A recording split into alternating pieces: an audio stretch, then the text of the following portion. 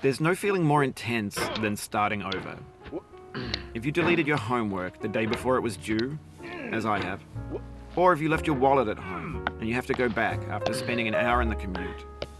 If you won some money at the casino and then put all your winnings on red but it came up black.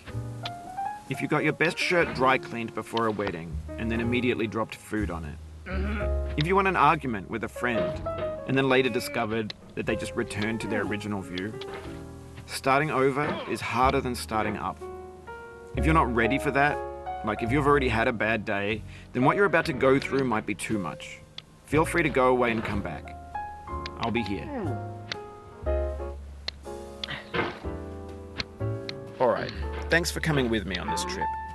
I'll understand if you have to take a break at any point. Just find a safe place to stop and quit the game. And don't worry, I'll save your progress, always, even your mistakes. This game is a homage to a free game that came out in 2002, titled Sexy Hiking. The author of that game was Jazuo, a mysterious Czech designer who was known at the time as the father of B games.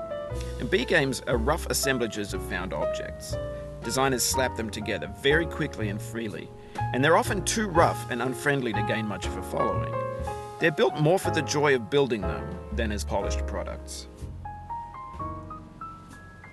In a certain way, Sexy Hiking is the perfect embodiment of a B game.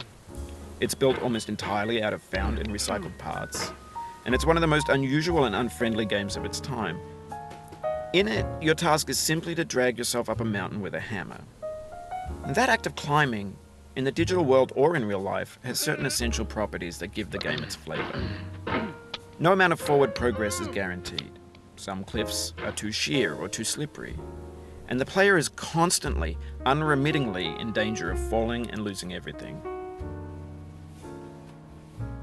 Anyway, when you start Sexy Hiking, you're standing next to this dead tree that blocks the way to the entire rest of the game. It might take you an hour to get over that tree, and a lot of people never got past it. You prod and you poke at it, exploring the limits of your reach and your strength, trying to find a way up and over. And there's a sense of truth in that lack of compromise. Most obstacles in video game worlds are fake. You can be completely confident in your ability to get through them once you have the correct method or the correct equipment or just by spending enough time. In that sense, every pixelated obstacle in Sexy Hiking is real. The obstacles in Sexy Hiking are unyielding, and that makes the game uniquely frustrating. But I'm not sure Jazuo intended to make a frustrating game. The frustration is just essential to the act of climbing, and it's authentic to the process of building a game about climbing. A funny thing happened to me as I was building this mountain. I'd have an idea for a new obstacle, and I'd build it, test it, and it would usually turn out to be unreasonably hard. But I couldn't bring myself to make it easier. It already felt like my inability to get past the new obstacle was my fault as a player rather than as a builder. Imaginary mountains build themselves from our efforts to climb them, and it's our repeated attempts to reach the summit that turns those mountains into something real.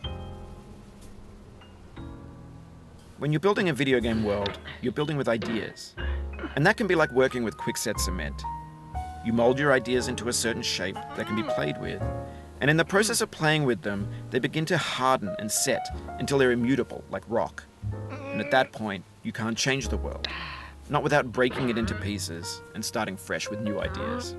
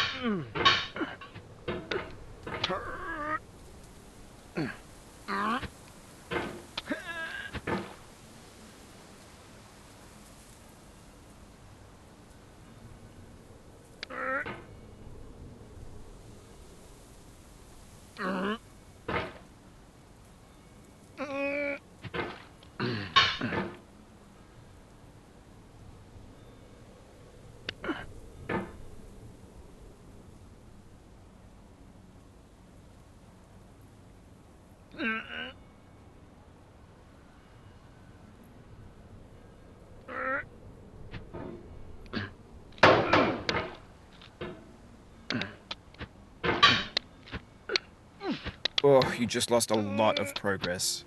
That's a deep frustration, a real punch in the gut.